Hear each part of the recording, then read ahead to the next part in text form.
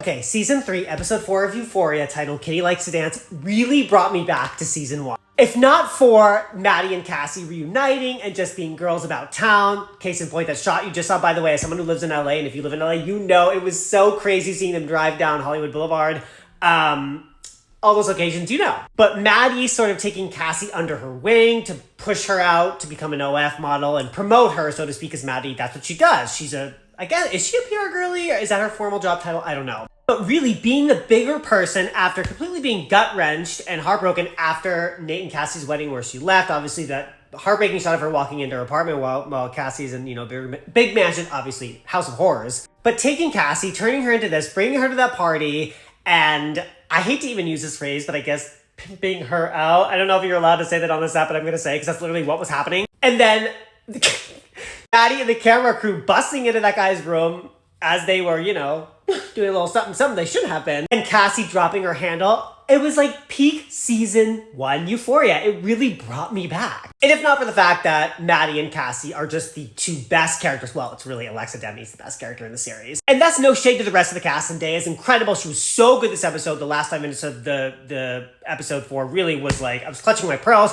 It was like an adrenaline rush, in the office with the safe. I can't even. I mean, that's her Emmy award-winning scene right there. Also, Jacob Elordi's scene in court where he's breaking down about building or whatever, post his toe being...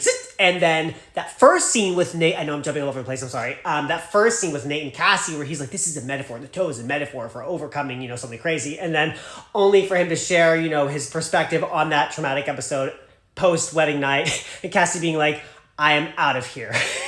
Oh man, Cassie, a lot of stuff she does I don't agree with. I'm sure you feel the same. She just makes a lot of bad decisions. But for once, I was actually like, Cassie, you have some brains in there. I knew you did, and you are having agency over yourself and getting the heck out of that House of Horrors. Now, we did see the promo for episode 5. Next week, that Cassie and Nate are talking. Obviously, in the beginning of the episode, Nate told her that he owes around $1 million, and Cassie was like, what the hell? Are you kidding me? And it looks like she's going to be very successful in her endeavor with Maddie collaborating to promote her OF page. So maybe she's going to come up with the money, but I don't know if she's actually going to give it to him because Nate was in the house being, pummeled once again. So who knows? Also, Lexi bringing in Jules to paint or work on some type of project with Sharon Stone. Sharon Stone being like, what the heck? That was great too. Loved it. Loved the crossover of the two worlds. And then my favorite part of the episode was this first scene up at the top when Rue was being questioned by the DA.